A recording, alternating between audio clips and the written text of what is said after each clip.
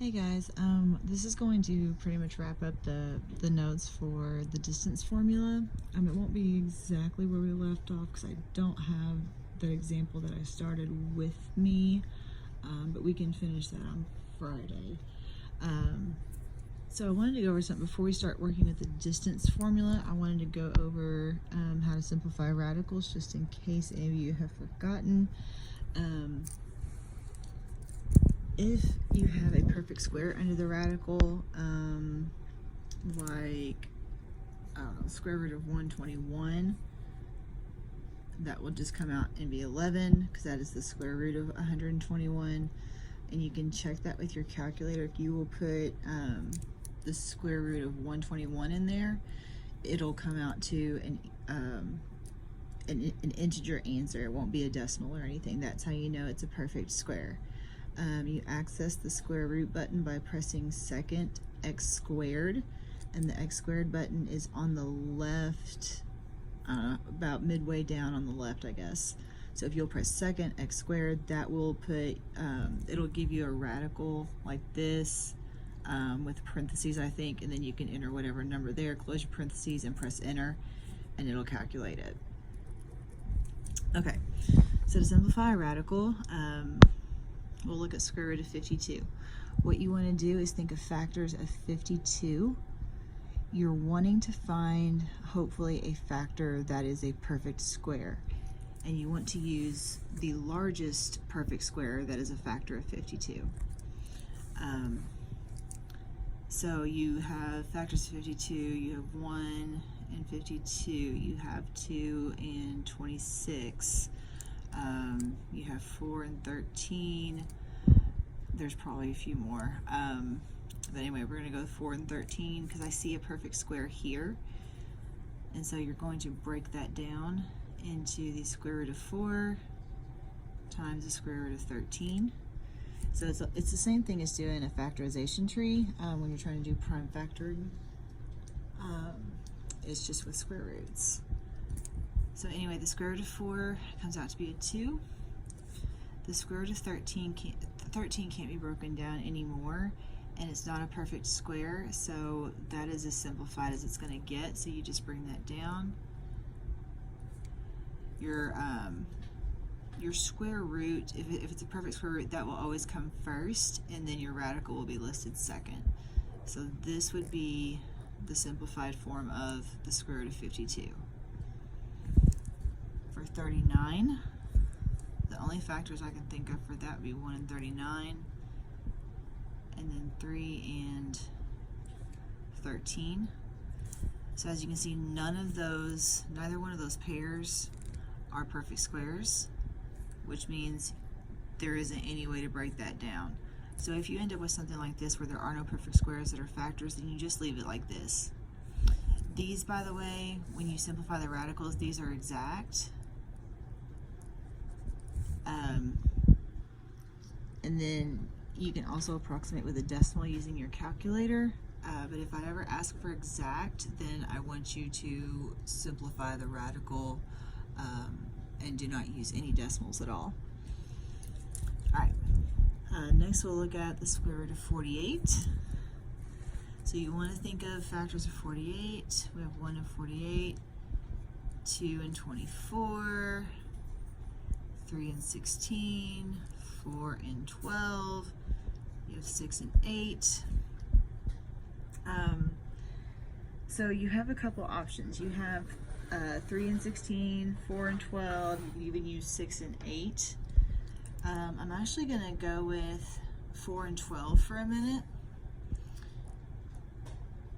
So that will break down into the square root of 4 times the square root of 12. So this will become a 2. 12, though, can still break down. 12 is not prime. So you would still have to keep going and break that down into square root of 4 times the square root of 3.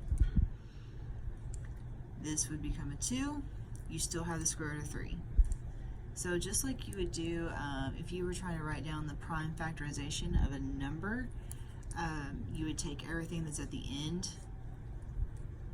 everything that's in its prime form or whatever it's as reduced as it's going to get, and you would multiply all those together. So 2 times 2 is 4, and then you have square root of 3, and that is how you simplify the square root of 48. Now, I'm going to show you I showed you that to make this point. 3 and 16 also works, and notice that 16 is a much bigger perfect square than 4. You want to use the biggest perfect square that you can think of because it saves you some steps. If we had done that to begin with, we've had square root of 3 and square root of 16. This changes to a 4, and then we still have the square root of 3.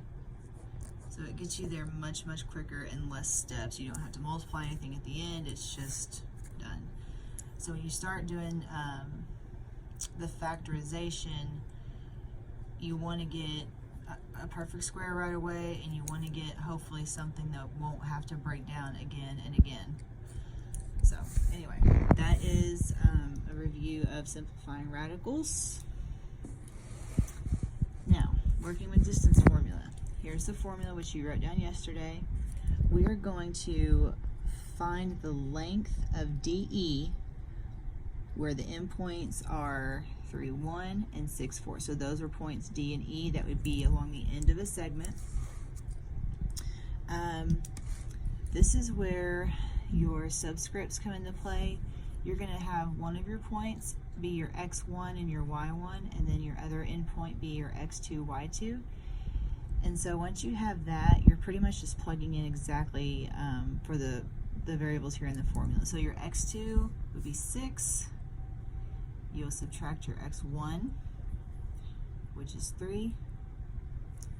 And then you'll have your y2 minus your y1.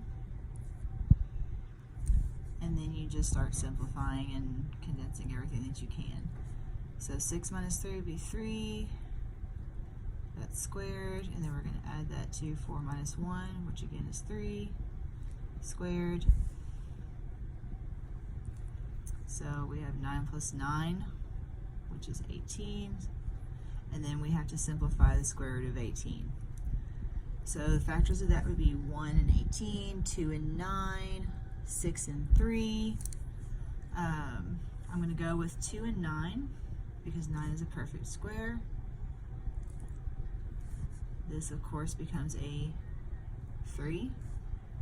So we have these two things. We're going to multiply those together.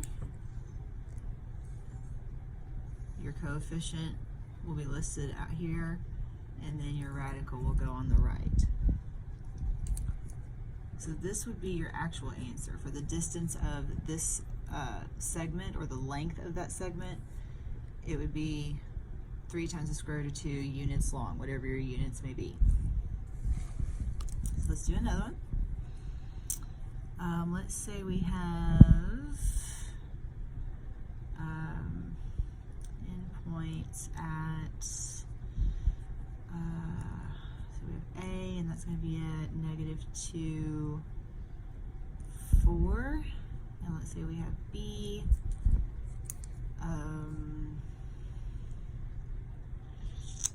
at 5, -7. Okay, so pick whichever point you want to be your x1, y1, and the other one to be your x2, y2. If you wanted to make this your first point, that's fine, and make this one your second point, that's fine. Just stay consistent. Once you decide which one you're going to make your x1 and y1, you have to stick with that. And make sure that you don't mix x and y here. Don't have x2 minus y2.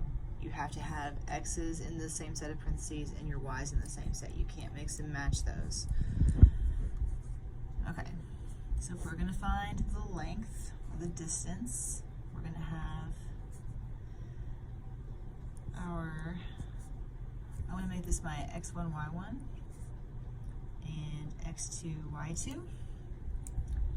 And now I'm going to plug in. So I have x2 minus a -2.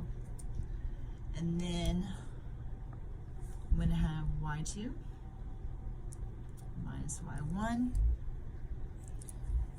Be careful when you subtract a negative, that's the same thing as adding. So that's basically going to become a positive. So I'm just going to go ahead and make that double negative one big plus sign. So 5 plus 2 is 7. 7 squared is 49. And then plus negative 7 minus 4 is negative 11. Negative 11 squared would be 121.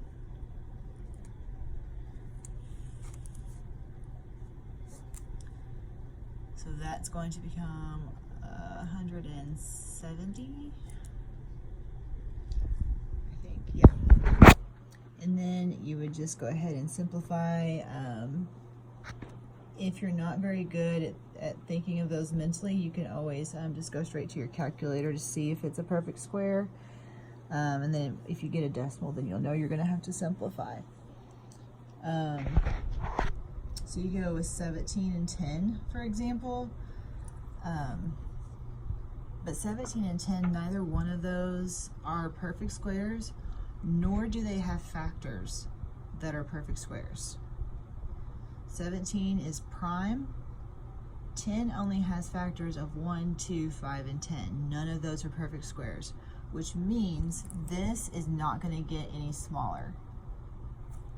So this is pretty much what your answer would be.